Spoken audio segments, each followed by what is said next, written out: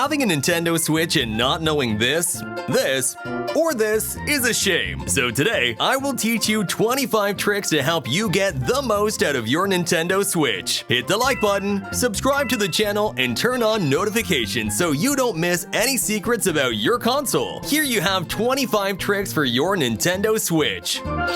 If you're super lucky and have not one, but two Nintendo Switch consoles, you'll definitely want to know that you can transfer your save data from one console to another, and not just through cloud saves. By accessing the options for each game, you'll find the transfer save data option. For example, if you're going on vacation and prefer to play Pokemon Scarlet and Violet on a Nintendo Switch Lite, you can send the save data this way. Oh, but there's one game that doesn't support this feature: Animal Crossing: New Horizons. It's said that you can't use the integrated web browser on the Nintendo Switch, but you can access it by changing the DNS of your internet connection. Doing so will allow you to access Google, and from there, any website. It's a pretty basic browser, so don't expect too much. At the very least, you can play some mini games like Pac-Man or Tetris for free on your Nintendo Switch. If you're too lazy to get up and press the power button on your Nintendo Switch when it's docked, this trick is for you. You can turn on the console remotely by holding down the home button on the Joy-Con or Pro Controller, which will also turn on the TV without you leaving the couch. It's annoying that Nintendo doesn't let you view a detailed play history of your games. However, by using the Nintendo Switch Parental Control app, you can see more precise data on how long, when, and how often you play. The downside is that you'll need to enter a PIN to perform certain actions on the console. If you play Nintendo Switch at home, you probably don't have many battery issues. But if you take it on the go, you can extend your console's battery life with a simple trick. Outside the house, the console is constantly searching for wireless networks to connect to the internet. Enabling airplane mode stops this, significantly extending your battery life and health. It's a small but essential tip.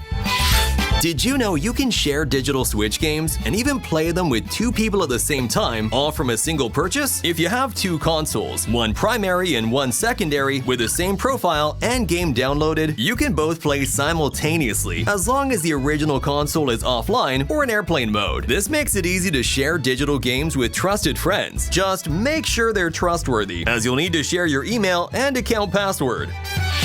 If this has happened to your Joy-Con sticks, like it has to millions of players, it might be due to internal mechanical issues. But in many cases, it's just dust and dirt inside the casing. Using a cotton swab and some cleaning alcohol, gently clean under the casing, lifting the fabric slightly, and move the stick side to side. Let it dry afterward, and this should at least partially fix the issue.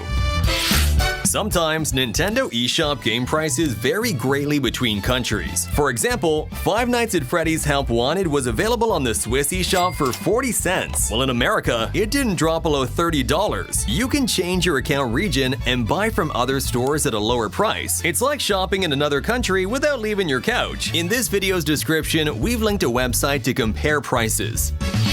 Have you ever noticed your game looks a little blurry? The Switch is supposed to automatically detect the maximum resolution of your TV, but sometimes this can fail. We recommend setting this to 1080p in TV output settings instead of leaving it on auto. Not many games use it, but you can connect your regular USB keyboard to your Nintendo Switch. It's handy if you want to chat quickly with other players in Monster Hunter or Minecraft, or fill out forms. In principle, any USB keyboard should work with the Nintendo Switch.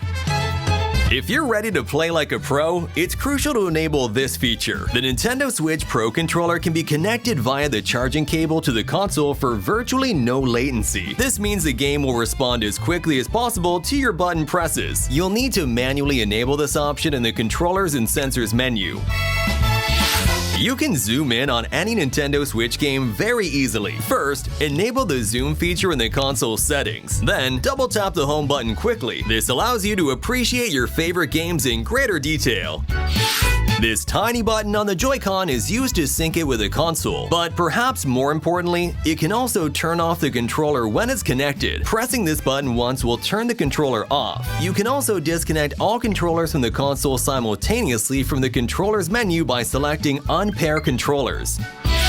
From the moment we got our hands on the Nintendo Switch, we made a terrible mistake, putting it into the dock without protection. If inserted incorrectly, the screen side edges can get scratched. To prevent this, we recommend using a tempered glass screen protector and even a dock cover.